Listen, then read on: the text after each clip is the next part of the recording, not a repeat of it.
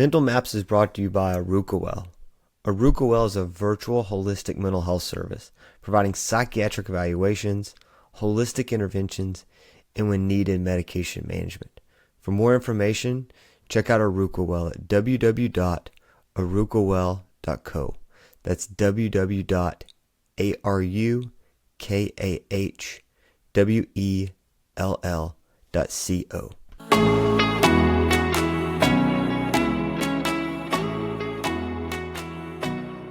Welcome back to Mental Maps. As always, I hope this finds you well no matter what season of life you're in. Before we jump into the show, two quick updates. One, if you haven't yet, sign up for our bi-weekly newsletter. We'll be getting those out really soon. There's a link in the show notes. You can go to the arukawell.co website. Just type in your email there and you'll be signed up on that newsletter. And so they'll be coming out bi-weekly with just concepts that we discuss here, as well as deeper dives into supplements and protocols and those kind of things. Just a way for us to kind of connect and talk a little bit deeper into this stuff. As well as when you're on that website, you can check out my blog. It's just a lot of my journal writings, as well as stuff that goes into just ideas I'm having, treatment protocols, supplement facts, supplements we're trying, all those different things. So definitely check that out. Within that, give us some feedback. We can get on our Instagram and then other places and just give us some feedback to tell us what you're thinking, what you're looking to learn a little bit more about. And we can definitely work to get that into some of these different avenues that we're trying to get out there, right? That being said, let's kind of get back to our show, right? And today we're talking about a concept that has found its way really back into pop culture. And you may be thinking like back into pop culture. What we're going to talk about is lithium. Now you may be thinking like, wow, how did we kind of get to this place? And so what's really interesting about lithium is lithium has been known for a really long time. We'll talk about that here in a minute, but in a lot of the ways that we see of lithium, we think of lithium as something that's used for people who are really mentally unwell. However, in the past few years, we've seen a version of lithium make its way into the supplemental world, the nutraceutical world, the functional health world. And so it's like, what is this? What is this? Is it different? Is it the same? I have a lot of questions from students and clients, friends asking me this stuff. And so I was like, well, this would be a great opportunity to talk about this on a podcast. And so that's how we got to this place, right? So before we jump into it, I think there's a couple of things to remember. It may feel a little sciencey, right? But hang with me. And it may feel a little historically driven. So if you're not a big history buff, you may be like, oh man, but it really helps a lot to understand how we got to this place. And it makes sense of what we're doing now with this element, right? So that being said, what is lithium? When we think of lithium, I know I think of the Nirvana song Lithium, and I just think of Kurt Cobain and all the things that kind of go with that. There's all kinds of different beliefs of lithium. A lot of people believe lithium is just this medicine for people who are really sick. It's used a lot in like movies as it kind of demonizes mental health sometimes, and there's just a lot of different views on it. But at its core, lithium is a mineral. It's a mineral very similar to magnesium and zinc, which we find in all of our vitamins and our super pop culture right now. It actually is a naturally occurring element, right? It's on the periodic table, if you remember that from chemistry class. And we believe that lithium got here through moon rock, right? And so as moon rock landed on our Earth, lithium kind of busts out of that. And so it gets into our soil and our rock and our water. And so lithium has been here for a very long time. And that being said, how we see lithium, especially in the past maybe 60 years, is not how minerals and elements have been seen throughout history, right? And so I think it's important that we kind of go back to where did lithium kind of start at in the world of health, and then kind of how we got to this place, right? So lithium as a mineral, lithium as an element, there's not a lot of research on, or not a lot of specific like writings on lithium itself. But in the world of like alkaline waters, right? Like we have writings all the way back to like the 5th century that's talking about alkaline waters. And so what that was about is during the Roman times, you would have these like almost kind of like spas, right? And in these spas are all these different treatments, and people would journey to have health and wellness through them, right? If you had an illness, and whether that was you believe that the water was healing or some kind of lower G god, something was going to heal you, right? And so in that, a lot of times there were these alkaline waters. And in those waters, it's believed that lithium was in them, as well as magnesium and zinc and calcium and all those other kind of elements that we think of. But it was there, right? And it was healing. And it wasn't until like the 1800s that we kind of see it emerge as a treatment and kind of move into the world of the medical community.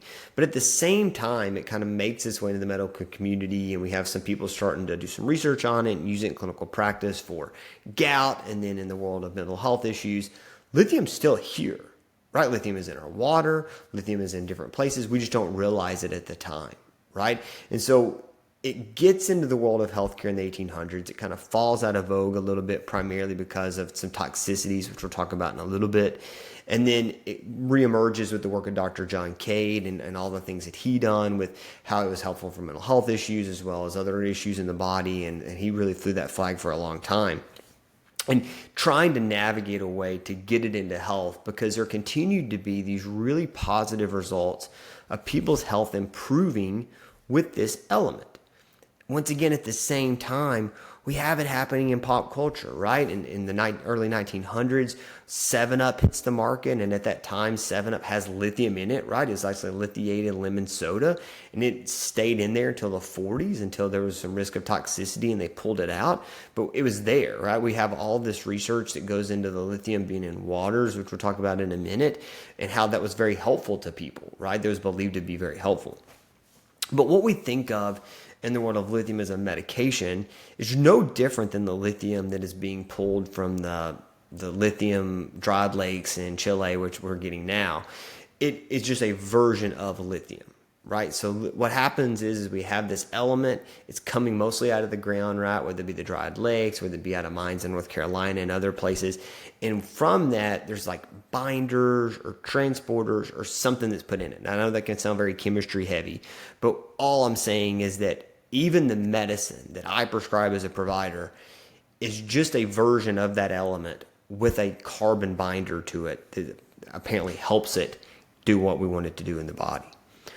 What we see on the market today, what has found its way into your TikTok videos or your discussions with friends, is the same lithium, except it has something called orotate with it. Now, orotate is a transporter in the world of like the chemical world, and so we believe that orotate helps minerals get to where they need to go, right? There's been studies of orotate being connected with calcium, with magnesium, with zinc, and helping it get to the places that it needs to get into the body. And so what happened is when you put it with lithium, we believe it gets through the brain much faster, right? And this lithium orotate isn't new.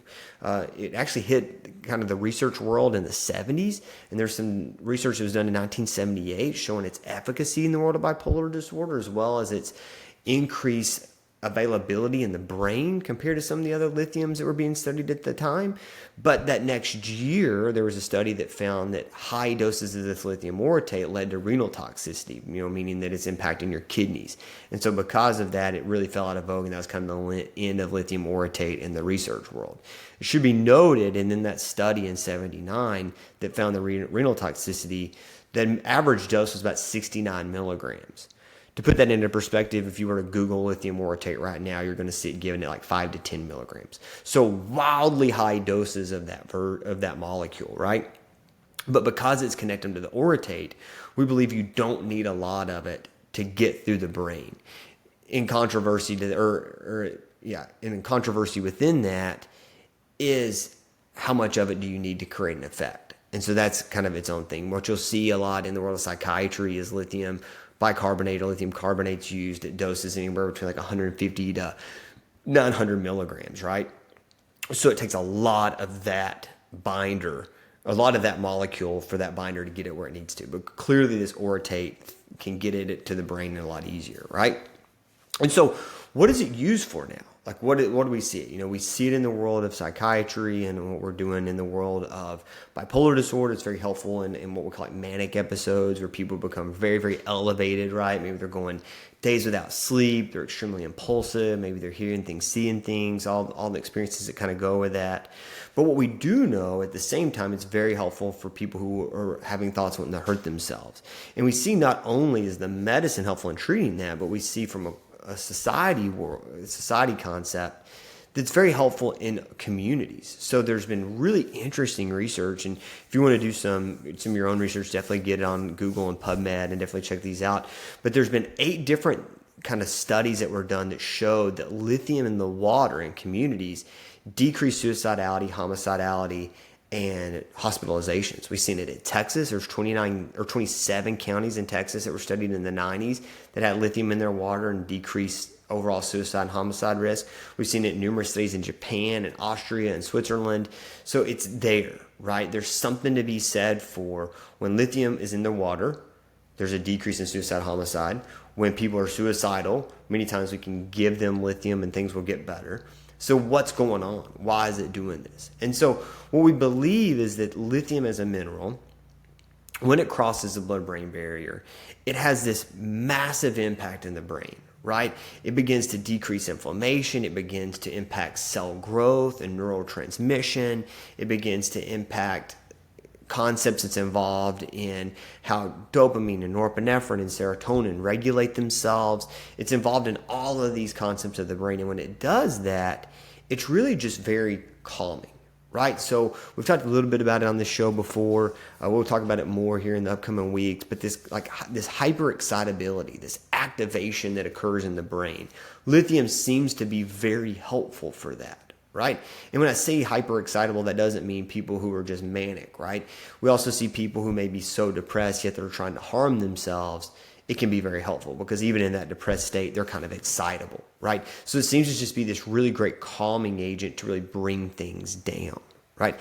At the same time, it's being studied in a lot of other illnesses that seems to be very helpful. Probably the most recent one that was pretty interesting was in 2011. There was a trial done of people who had been diagnosed with dementia being given lithium, like small doses of lithium. And what they found was there was not only a decrease in the tau proteins, which we know is a huge driver into the cognitive decline in dementia, but then it also improved cognition up into death, right? So there's something to be said for its ability to help cellular health, something called apoptosis and all the different concepts within that. So what you see is not only is it helpful in the world of bipolar disorder and in the world of suicidality, but then it makes its way and it's helpful in the world of dementia and cognitive health. And so that's how we find this way to where it's, should everybody be taking lithium now? Right? And that's how we end up finding the TikTok videos and that kind of stuff. And so you may be thinking, should you? Right? I mean, it seems to be very helpful in the world of mood. It finds its way to really decrease the excitability of the brain. It can be very calming. But within that, there are some risks. And there's a couple really important ones with your thyroid, right? That's one of the ones that we think a lot about in psychiatry when we're using the pharmaceutical version of lithium. And so that's something you're always testing for. It's really hard on your kidneys, like we talked about before in 1979 with that study. And we see that pretty consistent, right? At really high doses of any of this mineral, no matter what the binder is. When you have a high amount of it in your body, it does seem to really work the kidneys pretty hard. So something to be very aware of. There's some risk of some weight gain that you can see sometimes with it, some like sedation, because it is going to kind of slow you down a little bit.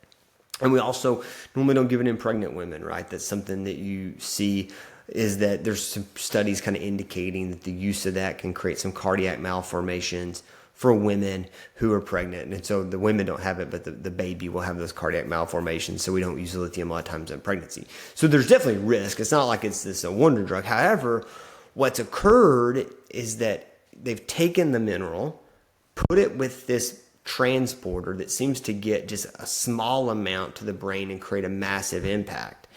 And now there's this belief that maybe just a little bit of lithium a day could be very helpful. And there's some studies indicating that that's true. And so the question is, should you or should you not take this? And what does it look like?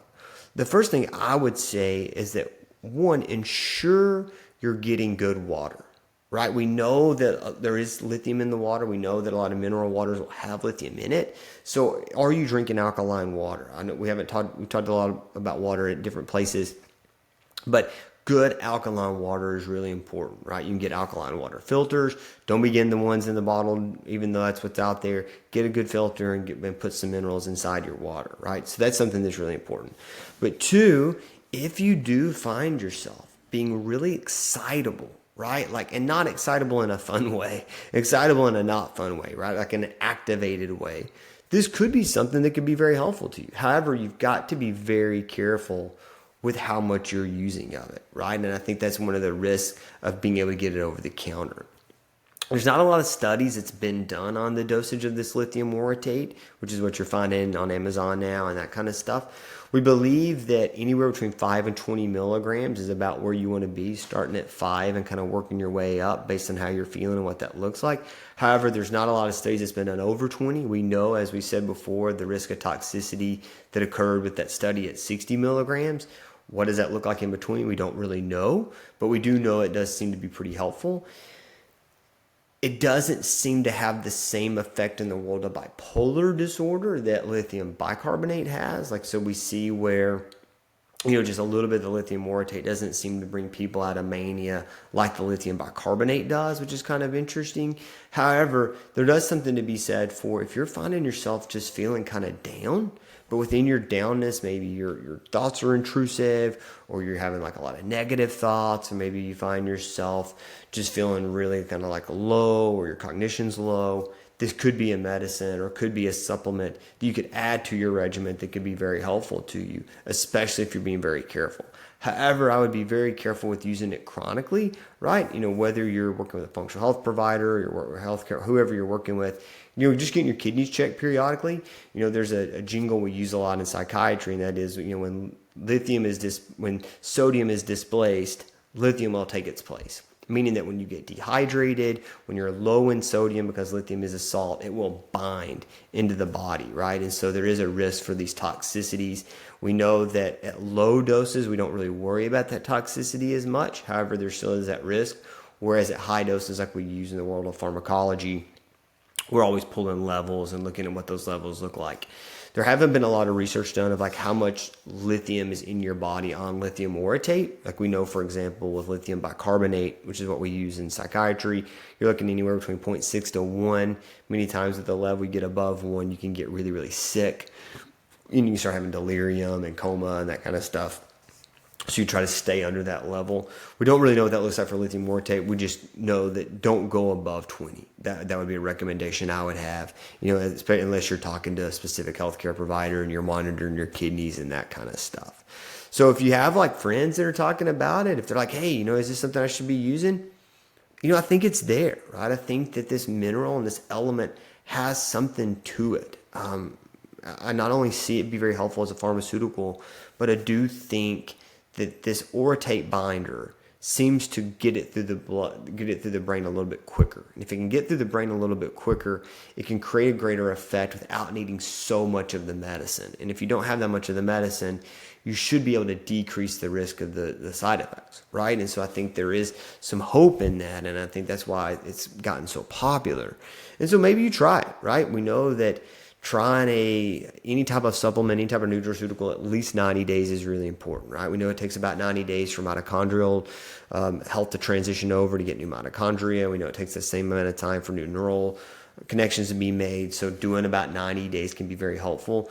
There's research studies in the world of not only the mania and the suicidality, as well as in depression and its efficacy in that. In addiction, we're seeing some really positive results in like alcohol use disorder and people who are like self-medicating with alcohol. It'd be very helpful for that. So if this is something you're seeing out there, do it. Remember, always ensure you're getting good quality supplements. That's something we've talked about on this show before. If you want to get a little bit deeper dive into that, go back to our supplement discussion with Sean Wells, who he really broke down how to find the right supplement, right? But make sure it's third-party tested. Make sure it is what it says it is. Look at the back of it. But I do think that this lithium orotate, despite it being pop culture, despite it finding its way into TikTok, and everybody knows kind of my view on those things, I do think that there's something to it. And I think that if you're struggling and nothing else is kind of working right now, give it a shot. But definitely work to ensure all your minerals are good, right? Not just that lithium. Having sure your magnesium, your zinc, your calcium, potassium, all of those concepts are in a place where you have them to where you're feeling good, right?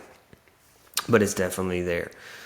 So that is lithium, right? In a quick synopsis, that's what lithium looks like in the world of psychiatry. That's what lithium looks like in the world of nutritional health and using it as a supplement. So for you, as you kind of navigate that world, maybe check it out. I think it's something to be very helpful with. But remember, if you're in a crisis or you're really, really unwell, there's no efficacy in using it in that moment, right? Like we don't have any efficacy to prove that if you are really wanting to hurt yourself, that it is better than something than that. And so making sure you reach out to a provider, your 988 crisis hotline, all of those things if you're in that place. But if you're looking just to improve your overall mental health, give it a shot. I think it can be helpful. As I said before, if you're looking to connect with us, jump on the Instagram. If you want to get on our letter list, it's coming out bi-weekly. Definitely check that out. Be getting with us. We're going to be getting more information out as the summer goes on about some things that we'll be doing in the upcoming months. So definitely hang tight with us. And if there's anything you want to be talking about or you want to discuss, definitely reach out to us. We're always looking for new things to discuss and research and all those things. So definitely check that out. But in the world of lithium orotate, maybe you check it out.